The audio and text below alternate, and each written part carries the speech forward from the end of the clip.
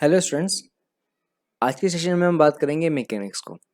तो देखिए, मैकेनिक्स जो है वो एक सेक्शन है फिजिक्स के टोटल सिलेबस का। फिजिक्स का जो टोटल सिलेबस है उसे हम कुछ सेक्शन में डिवाइड करते हैं, जैसे mechanics, mechanical property of fluid and solids, thermodynamics and heat transfer, and last session है वो है वेव मोशन एंड साउंड। तो फिजिक्स का जो फर्स्ट सेक्शन है मैकेनिक्स, इसके अंदर हम स्टडी करते हैं मोशन की और उसकी कॉज की, कि कोई ऑब्जेक्ट जो है वो मूव कर रहा है तो उसके साथ कौन कौन से पैरामीटर्स जो है वो इंक्लूडेड होते हैं और उसके कॉज ऑफ मोशन जो है वो क्या होता है। ठीक है। तो मैकेनिक्स जो है वो फिजिक्स की ब्रांच है जिसके अंदर हम ऑब्जेक्ट का जो मोशन है ना, मोशन की स्टडी करते हैं और उसके बिहाइंड जो रीज़न है, जो कॉज है, उसकी स्टडी करते हैं। तो मोशन हमें पता है, मोशन क्या होता है। मोशन होता है that is a change in position of a object with time with respect to a fix point और रेफरेंस फ्रेम। तो जब ऑब्जेक्ट की पोजिशन में चेंज आता है तो उसे हम बोलते हैं मूविंग ऑब्जेक्ट। ठीक है। तो उस मोशन की स्टडी जब हम करते हैं तो उसके अंदर दो कंसिडरेशन आते हैं। एक कि जब हम उस ऑब्जेक्ट की कॉज ऑफ मोशन को स्टडी करें, और दूसरा आता है कि उसमें कॉज ऑफ मोशन की स्टडी ना करें। जैसे फॉर एग्जांपल, हम यहाँ पे दो स्टूडेंट की रेस देखते हैं, जो है वो t इजिकल टू 0 पे स्टार्ट करते हैं। जैसे कि ये हमारे पास स्टूडेंट ए है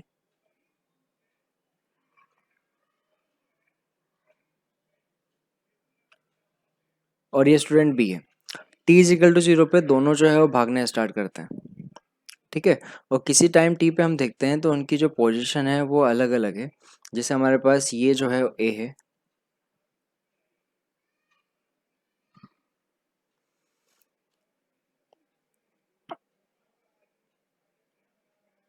और ये हमारे पास बी है। ठीक है। तो जब हम यहाँ पे बात करते हैं कि जो ए और बी है ना, ए जो है वो इतनी डिस्टेंस चला, बी जो है वो इतनी डिस्टेंस चला इतने टाइम के अंदर, फिर टाइम तो दोनों को सेम ही लगा। जब हम बात करते हैं कि ए जो है वो तेज भाग रहा है ना, बी जो है वो धीमे भाग रहा है ना, जो भी है चीज़ें, कि यहाँ पर हमारे पास जो ए जो है वो तेजी से भाग रहा है, तो यहाँ पे हम देखो कहीं पर भी हम ये चीज़ नहीं बात कर रहे कि जो ए अगर तेज भाग रहा है या ए अगर आगे है तो क्यों है, या बी अगर धीमे भाग रहा है तो क्यों है ना। तो इसमें हम कॉज ऑफ मोशन को स्टडी नहीं कर रहे। तो जब हम बात करते हैं सिर्फ उसकी डिस्टेंस की, डिस्प्लेसमेंट की, वेलोसिटी की, एक्सलेशन की, तो उससे हम बोलते हैं काइनेमेटिक्स, जिसमें हम कॉज ऑफ मोशन की स्टडी नहीं करते। पर अगर हम यहाँ पे स्टडी करें कि जो ए है, ए का मास जो है वो कम है, बी का मास जो है वो ज़्यादा है, इस वजह से ए का एक्सलेशन ज़्यादा है, तो हम यहाँ पे कॉज को ला रहे हैं। अगर हम ये कहें कि जो ए जो है वो पतला है, बी जो है वो मोटा है, तो हम ये बोले कि उसका एयर फ्रिक्शन जो है वो, और काफ़ी सारे जो फैक्टर्स होते हैं वो हम इंक्लूड करते हैं अगर यहाँ पे। तो अब यहाँ पे हम कॉज ऑफ मोशन को इंक्लूड करते हैं, है ना। हम ये कहें कि जो ए है वो ज़मीन पे ज़्यादा फोर्स लगा रहा है और बी जो है वो ज़मीन पे कम फोर्स लगा पा रहा है। तो जब हम इसमें कॉज ऑफ मोशन को इंक्लूड करते हैं तो इसको हम बोलते हैं डायनेमिक्स। तो जहाँ पर भी मास इंक्लूड हो जाता है, जैसे हम बात करें फोर्स हुआ, मोमेंटम हुआ, ठीक है, इसके अलावा वर्क हुआ, एनर्जी हुआ, तो ये सभी जो है वो कॉज ऑफ मोशन के साथ स्टडी होते हैं, है ना। तो इसको हम बोलते हैं डायनेमिक्स। ठीक है। तो फिजिक्स का वो पोर्शन जहाँ पे हम सिर्फ बात करते हैं उसके मोशन की स्टडी करते हैं without considering cause of motion is called kinematics, और जब हम बात करते हैं उसके कॉज ऑफ मोशन की तो उसे बोलते हैं डायनेमिक्स। तो काइनेमेटिक्स क्या होगा, that is a branch of physics that will deal with the motion of a particle of rigid bodies irrespective of force responsible for the motion। Okay. और dynamics क्या होगा, branch of physics that deal with the motion of a particle and rigid body considering the force responsible for their motion is known as dynamics। ठीक है। तो हमारे पास motion का एक तो क्लासिफिकेशन हुआ according to cause of motion, है ना। तो एक क्लासिफिकेशन तो हमारे पास ये हुआ। अच्छा, दूसरा क्लासिफिकेशन है ना, दूसरा क्लासिफिकेशन है यहाँ पे अकॉर्डिंग टू मोशन का, कि आपके पास पार्टिकल जो है वो स्ट्रेट पाथ पे चल रहा है, कर्व पाथ पे चल रहा है, या ऑक्सीलेटरी पे चल रहा है। तो हमारे पास मोशन का दूसरा क्लासिफिकेशन है, दैट इज फर्स्ट है ट्रांसलेटरी मोशन या रेक्टिलेशन मोशन, यानी कि ये जो मोशन है that is motion on straight path, ये होता है कर्व पाथ। ठीक है, और ये हमारे पास है, ये है ऑक्सीलरी पार्ट, है ना। तो ऑक्सीलेशन हमें पता है एक mean positioning about to and fro motion, to and fro motion. तो इस तरीके से मोशन को 3 पार्ट में डिवाइड कर सकते हैं, ठीक है। तो अभी आज के सेशन में हम स्टार्ट करेंगे रेक्टिलिनियर मोशन को। रेक्टिलिनियर मोशन मतलब मोशन ऑन स्ट्रेट पाथ। तो इसको अलग अलग नाम से हम डिफाइन करते हैं। वन डायमेंशन मोशन भी इसे बोलते हैं। तो हम यहाँ पे क्या डिफाइन करेंगे,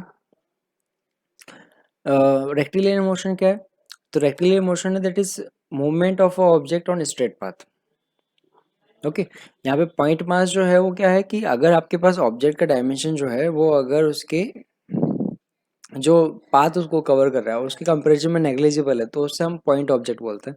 तो नॉर्मली हम जब काइनेमेटिक्स की बात करेंगे, मैकेनिक्स की बात करेंगे, तो वहाँ पे हम लेंगे पॉइंट ऑब्जेक्ट, रिजिड ऑब्जेक्ट नहीं लेंगे।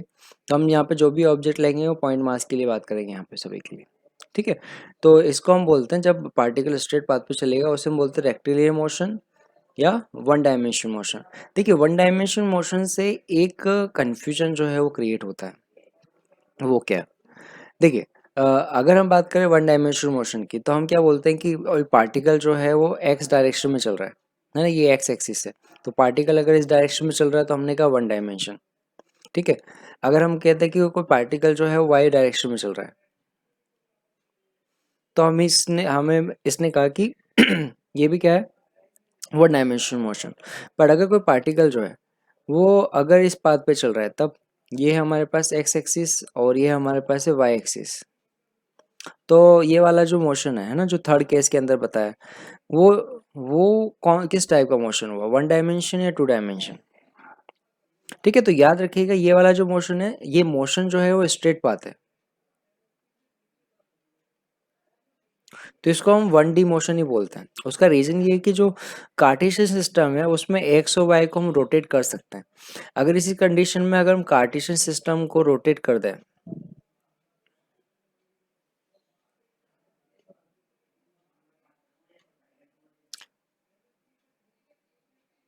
तो ये हो जाएगा एक्स, ये हो जाएगा वाई।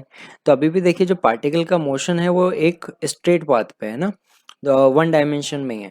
तो वन डायमेंशन मोशन मतलब मोशन ऑन स्ट्रेट पाथ होता है। अब हम यहाँ पे बात करेंगे कुछ इंपॉर्टेंस बेसिक जो इसकी डेफिनेशन है वो। तो सबसे पहले हम बात करते हैं पोजीशन एंड लोकेशन, है ना। तो देखिए जैसे हमारे घर का एड्रेस होता है तो हमें वो पूरा डिटेल में बताना होता है, उसकी लोकेशन बतानी होती है कि पर्टिकुलर जो लैंडमार्क है उससे एक एक्स गली के अंदर वाई जो मकान है उसके अंदर जेड फ्लोर पे आपका रूम है ना। वैसे हमारे पास किसी पार्टिकल की जो पोजीशन है वो हमें डिफाइन करनी पड़ती है। तो हम क्या करते हैं, हम यहाँ पे Cartesian system X Y Z जो है वो इसे यूज़ करते हैं पर्टिकुलर पोजीशन डिफाइन करने के लिए, जिसके लिए ओरिजिन जो होता है ना, उसके लिए ओरिजिन जो होता है वो वहाँ पे एक फिक्स पॉइंट होता है ना। जैसे कि मैं इसको मिटा देता हूँ, है ना। तो यहाँ पे हम बात करते हैं कार्टेशियन सिस्टम के लिए। तो जैसे ये है एक्स, ये है वाई, और ये फिक्स पॉइंट जो है 0 एंड 0, है ना, ये हमारे पास ओरिजिन। तो ओरिजिन की प्रॉपर्टी क्या होती है कि ओरिजिन जो है वो कहीं पर भी अज्यूम किया जा सकता है, और ये जहाँ पर अज्यूम किया जाता है वो वहाँ पे फिक्स हो जाता है। तो ये यूनिवर्स का वो पॉइंट होता है जहाँ पे हम इसको फिक्स पॉइंट मान लेते हैं। ये एक्स एक्सिस होता है और ये वाई एक्सिस होता है। एक्स एक्सिस और वाई एक्सिस दोनों एक दूसरे के परपेंडिकुलर होते हैं, पर ये चीज़ जरूरी नहीं कि वो हमेशा हॉरिजॉन्टल और वर्टिकल ही रहे, है ना। आप किसी एंगल पे भी ले सकते हैं, जैसे इस वाले एग्जांपल में हमने देखा था। तो हम एक्स वाई एक्सिस को रोटेट भी करा सकते हैं अपनी क्वेश्चन के अकॉर्डिंग। जैसे अगर हम किसी इंक्लाइन सरफेस पे बात करते हैं, तो इंक्लाइन सरफेस पे हम एक्स और वाई डायरेक्शन को चेंज कर सकते हैं। जैसे कि मैं इस तरीके से ले सकता हूँ, ये जो है वो एक्स एक्सिस है और ये हमारे पास वाई एक्सिस है, और ये वाला पॉइंट जो है वो ओरिजिन हो जाएगा, है ना। तो ये चीज़ हम अज्यूम कर सकते हैं, ये हमारे पास ऑप्शन होता है। तो ओरिजिन फिक्स पॉइंट होता है और एक्स वाई एक्सिस जो है वो आ, एक दूसरे के परपेंडिकुलर होंगे, बट उसे अपने अकॉर्डिंग हम एडजस्ट कर सकते हैं, ठीक है। नेक्स्ट हम यहाँ पे बात करते हैं डिस्टेंस और डिस्प्लेसमेंट की। तो देखिए हमें पता है डिस्टेंस और डिस्प्लेसमेंट क्या होता है। अगर पार्टिकल कोई मूव करता है तो उसकी पोजिशन में चेंज आएगा with respect to fix point, ठीक है। तो उसकी डिस्टेंस और डिस्प्लेसमेंट जो है वो डिफाइन होते हैं चेंज इन पोजीशन। जब हम चेंज इन पोजीशन के अंदर टोटल पाथ लेंथ लेते हैं, यानी इनिशियल और फाइनल पोजीशन से टोटल पाथ लेते हैं, उसे बोलते हैं डिस्टेंस। और जब हम इनिशियल और फाइनल पोजीशन की शॉर्टेस्ट पाथ की बात करते हैं तो उसे हम बोलते हैं डिस्प्लेसमेंट। ठीक है, तो हमारे पास डिस्टेंस और डिस्प्लेसमेंट जो है उनकी प्रॉपर्टीज हम देखते हैं। तो हमारे पास डिस्टेंस जो होता है that is scalar quantity, while displacement is vector quantity. मतलब डिस्टेंस के अंदर हम डायरेक्शन को कंसिडर नहीं करेंगे, बट हम डिस्प्लेसमेंट की बात करेंगे तो हम डायरेक्शन को कंसिडर करेंगे। जैसे मैंने कहा कि एक पार्टिकल जो है वो 5 मीटर चला, अब हमें नहीं पता किस डायरेक्शन में चला, तो दैट इज डिस्टेंस। पर अगर मैं कहूँ एक पार्टिकल जो है वो 5 मीटर चला टूवर्ड्स नॉर्थ, तो अब देखिए इसमें मैग्नीट्यूड और डायरेक्शन दोनों है, तो ये हमारे पास है डिस्प्लेसमेंट और ये हमारे पास डिस्टेंस। तो अगर यहाँ पे डायरेक्शन भी दी हुई है तो डिस्प्लेसमेंट होता है। अगर यहाँ पे प्रॉपर्टीज की बात करें तो displacement is always less then distance, है ना। तो यहाँ पे डिस्प्लेसमेंट जो होता है, डिस्प्लेसमेंट का मैग्नीट्यूड जो है वो डिस्टेंस से बराबर या उससे कम होता है। ठीक है, नेक्स्ट प्रॉपर्टी की हम बात करेंगे, जो डिस्प्लेसमेंट है that can be zero but distance can not B. तो अगर हमारे पास डिस्टेंस जो है टोटल पाथ लेंथ है, तो पार्टिकल घूमकर अगर इनिशियल पोजीशन पे आ जाता है तो डिस्प्लेसमेंट जीरो होगा, पर डिस्टेंस जो है वो कभी जीरो नहीं होती। तो इसलिए हम कहते हैं कि displacement can be positive, negative और zero, but distance is always positive. ठीक है, अब यहाँ पे हम बात करते हैं किस केस के लिए हमारे पास डिस्टेंस और डिस्प्लेसमेंट जो है वो बराबर होगा। तो अब देखिए only one case there is no change in direction. अगर हमसे पूछा जाए कि डिस्टेंस डिस्प्लेसमेंट बराबर हो सकता है, तो हाँ हो सकता है, अगर उसकी डायरेक्शन में कोई भी चेंज ना आए तो उस केस में डिस्टेंस और डिस्प्लेसमेंट दोनों बराबर होता है। बट अगर नॉर्मल केस में देखें तो हमेशा डिस्टेंस और डिस्प्लेसमेंट जो है उसमें ये रिलेशन होता है कि डिस्टेंस जो होता है that is always greater than और इक्वल टू डिस्प्लेसमेंट। ठीक है, तो अब ये जो चीज़ें हमने देखी थी उसको एक एग्जाम्पल में भी हम देख लेते हैं। देखिए जैसे कि एक पार्टिकल है जो ए पॉइंट से स्टार्ट हो रहा है और वो मूव कर रहा है इस पाथ पे। ठीक है, तो अगर हम ए पोजीशन से बी पोजीशन तक उसकी डिस्टेंस और डिस्प्लेसमेंट की बात करें, तो डिस्टेंस जो है वो टोटल पाथ लेंथ है। तो टोटल पाथ लेंथ कितना होगा, देखो 10 प्लस 50 प्लस 40 प्लस 55। ठीक है, तो ये जो टोटल सम होगा, है ना, कितना हो जाएगा टोटल सम 60 प्लस 40 है ना, 60 प्लस 40 155 मीटर। पर अगर हम बात करें डिस्प्लेसमेंट की, तो डिस्प्लेसमेंट क्या होगा ए से बी तक के लिए, तो ए से बी तक के लिए जो डिस्प्लेसमेंट होगा वो होगा इनिशियल और फाइनल पोजीशन को मिलाने वाली लाइन के बराबर। दोनों को मिलाया तो टोटल लाइन कितनी आएगी 50 प्लस 55। डिस्प्लेसमेंट क्या है 50 प्लस 55 दैट इज 105 मीटर। तो देखिए डिस्टेंस और डिस्प्लेसमेंट में रिलेशन आ गया, डिस्प्लेसमेंट जो है वो लेस देन डिस्टेंस है। ठीक है, तो इस टाइप के स्मॉल क्वेश्चन जो है वो देख सकते हैं। जैसे कि एक क्वेश्चन लेते हैं कि हम थोड़ा घुमा के पूछते हैं कि क्यूबिकल बॉक्स बोला है, इस क्यूबिकल बॉक्स की जो साइड है वो एल दी हुई है और इसके एक कॉर्नर पे एक एंच जो है वो चलना स्टार्ट करती है। तो अब बोला हुआ है कि जिस एंड पर वो है, कॉर्नर पे वो है, उसके अपोजिट कॉर्नर पे पहुंचने के लिए जो उसका शॉर्टेस्ट पाथ होगा उसके लिए डिस्टेंस और डिस्प्लेसमेंट क्या होगा। तो ये क्वेश्चन है जिसमें डिस्टेंस डिस्प्लेसमेंट पूछा हुआ है, बट क्वेश्चन को थोड़ा घुमा के पूछा है शॉर्टेस्ट पाथ के लिए डिस्टेंस और डिस्प्लेसमेंट क्या होगा। तो एक एंड के लिए शॉर्टेस्ट पाथ क्या होगा कि वो यहाँ से चलना स्टार्ट करे और फिर ये डायगनली चले यहाँ से इधर। ठीक है, ये इसके लिए शॉर्टेस्ट पाथ होगा। या फिर हो सकता है कि यहाँ से डायगनली चले फिर ऊपर चले, बात बराबर है। तो अगर इसकी साइड एल है तो टोटल डिस्टेंस क्या होगा, तो देखिए ये वाली साइड ये हाइट जो है वो एल है, ये एल है, ये एल है, तो ये वाला जो डायगनल होगा वो होगा √2L। तो टोटल डिस्टेंस कितनी हो जाएगी, वो आएगी L प्लस √2L। अगर बात करें डिस्प्लेसमेंट के लिए, तो डिस्प्लेसमेंट होगा इस पॉइंट से ए पॉइंट से बी पॉइंट तक की शॉर्टेस्ट डिस्टेंस। तो देखिए ये हमारे पास L है और ये हमारे पास √2L है ना, ये हाइट L है और जो डायगनल है वो हमारे पास है √2L। तो जो ए और जो बी है इसकी भी डिस्टेंस कितनी आएगी वो हम पाइथागोरस से निकाल सकते हैं, वो हमारे पास आएगा √3L। तो डिस्प्लेसमेंट इसमें आएगा वो आएगा √3L ओके, तो ये हो गया डिस्टेंस और डिस्प्लेसमेंट। अब हम यहाँ पे बात करते हैं स्पीड एंड वेलोसिटी के लिए। तो स्पीड होता है total distance upon total time, और वेलोसिटी होता है total displacement upon total time. ठीक है, तो एवरेज स्पीड के लिए हम क्या बोलेंगे, एवरेज स्पीड होगा अलग अलग सेक्शन की जब हम बात करेंगे, तो total distance upon total time is defined as average speed, and total displacement upon total time defined as average. तो अगर इनकी प्रॉपर्टीज की बात करें तो similar to distance and displacement है कि एवरेज वेलोसिटी जो है that can be zero but average speed can not be zero. ठीक है, मैग्नीट्यूड की बात करें तो average velocity is always less than average speed, यानी स्पीड जो है वो ज़्यादा या इक्वल टू होगा वेलोसिटी के लिए।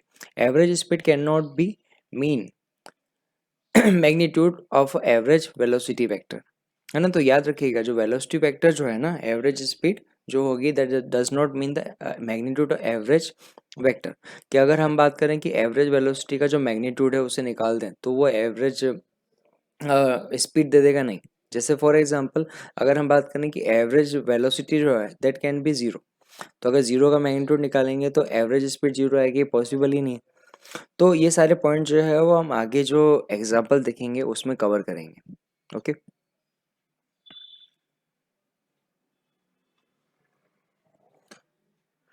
तो अब हम यहाँ पे बात करते हैं एवरेज स्पीड में, है ना। तो एवरेज स्पीड क्या होती है, और जो कैलकुलेशन वाला पोर्शन है हमारे यहाँ से स्टार्ट होता है। तो देखिए हम बात करते हैं कि अगर आपकी जर्नी जो है वो कंप्लीट एक सेक्शन में ना होकर कुछ पार्ट में होती है, तब जैसे एक पार्टिकल जो है वो चलना स्टार्ट करता है और उसकी जर्नी जो है वो 3 सेक्शन में ख़त्म होती है। पहला सेक्शन जो है उसमें वो डिस्टेंस कवर करता है S1, दूसरा सेक्शन जो है वो S2, और तीसरा जो है वो S3, है ना।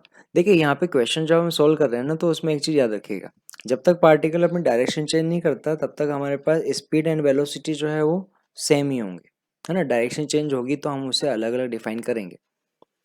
तो जर्नी जो है वो ऐसे स्टार्ट होती है और बी पे एंड होती है। उसे हमने 3 सेक्शन में डिवाइड किया है, S1, S2 और S3। और बोला है कि जो पहला सेक्शन S1 है वो T1 टाइम में कवर करता है, दूसरा सेक्शन T2 में, और तीसरा जो है वो T3 में। ठीक है, तो A से लेकर B तक के लिए जो एवरेज स्पीड है वो क्या होगी। तो पहले तो समझिए कि जो एवरेज स्पीड होती है वो हमें बताता क्या है। एवरेज स्पीड हमें ये बताता है कि अलग अलग सेक्शन के अंदर स्पीड जो है वो अलग अलग है, पर अगर मुझे ए से स्टार्ट करना है कांस्टेंट स्पीड से और बी पे पहुंचना है total time T1 plus T2 plus T3, मतलब टोटल टाइम है ना।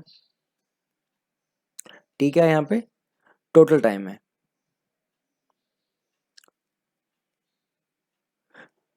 कैपिटल टी से बता दिया, ठीक है। तो ए से बी तक पहुंचने का टोटल टाइम जो है वो कैपिटल टी है। तो यहाँ पर मैं कौन सी स्पीड से चलना स्टार्ट करूँ, कि कौन सी कांस्टेंट स्पीड से मैं चलना स्टार्ट करूँ कि वो इसी टाइम के अंदर मैं ए से बी तक पहुंच पाऊँ, इसे हम बोलते हैं वी एवरेज।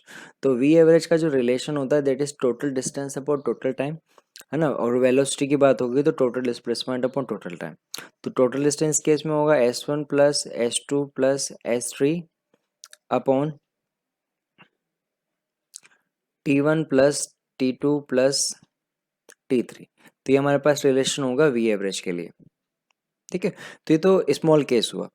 अब यहाँ पे केसेस में चेंज क्या आता है वो देखते हैं। देखिए जैसे केस 2 की बात करते हैं, इसमें बोला हुआ है कि जो टोटल डिस्टेंस है वो S1 S2 S3 है और स्पीड जो है वो V1 V2 एंड V3 है। तो बताइए वी एवरेज जो होगा वो कितना होगा। ठीक है, तो अब इस केस के लिए हमारे पास चेंज क्या हुआ है, अब यहाँ पे हमारे पास जर्नी जो है उसके लिए हमें टाइम नहीं दिया हुआ। ठीक है, ये जो हमारे पास 3 सेक्शन है उसके लिए डिस्टेंस दिया हुआ है S1 S2 और S3।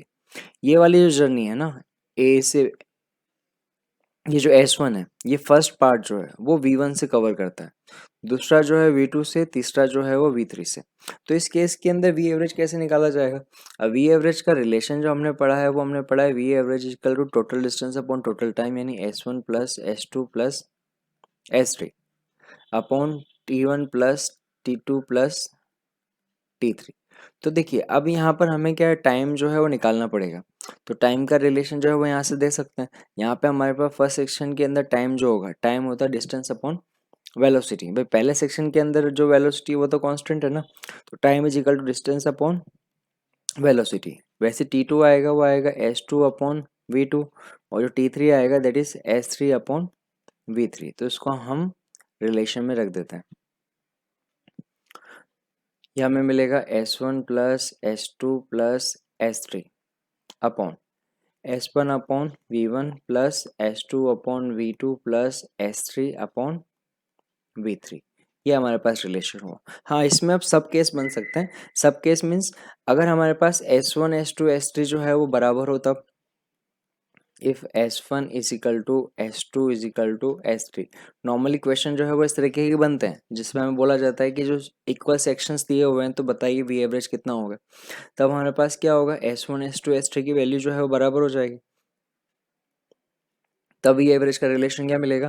तो देखिए S तीनों को बराबर कर दिया है ना, तो ये आ जाएगा 3S upon S upon V1 plus S upon V2 plus S upon V3।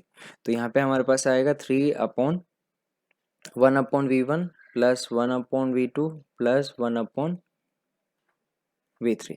ठीक है, अगर यहाँ पे सिर्फ दो सेक्शन दिए होते है ना,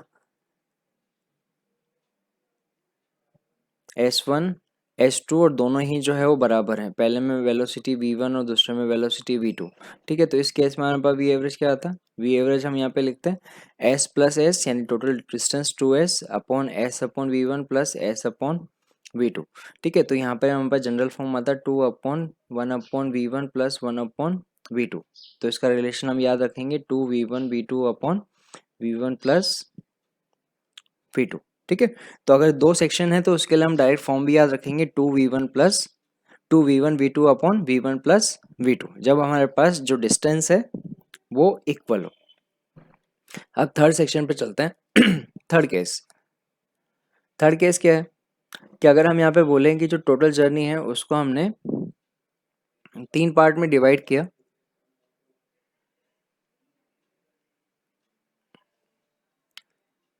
और उसके लिए हमारे पास जो डिस्टेंस है वो नहीं दिया, पहले के लिए V1, दूसरे के लिए V2 और तीसरे के लिए V3।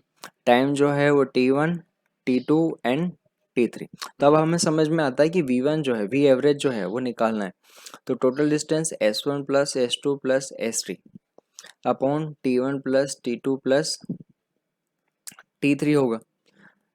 तो हमारे पास S1 S2 S3 की वैल्यू जो है वो यहाँ से निकाल सकते हैं।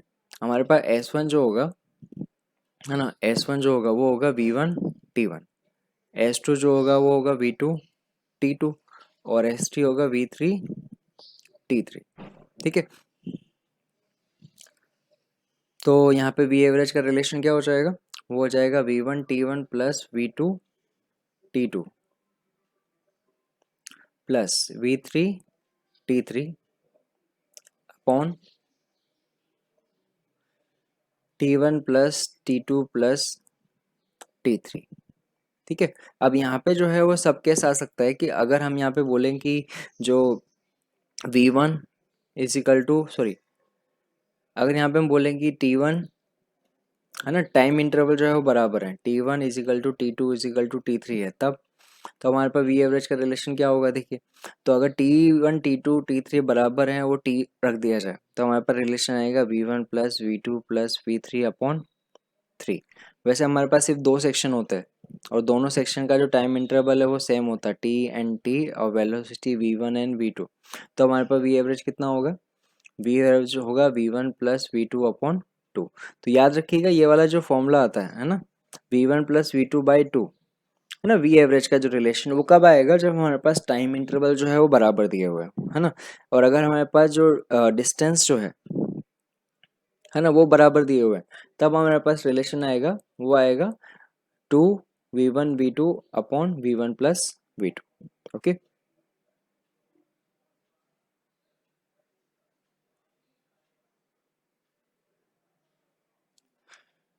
तो आज के सेशन में हमने एवरेज स्पीड पढ़ा। नेक्स्ट सेशन के अंदर इससे रिलेटेड कुछ इलस्ट्रेशन हम देखेंगे।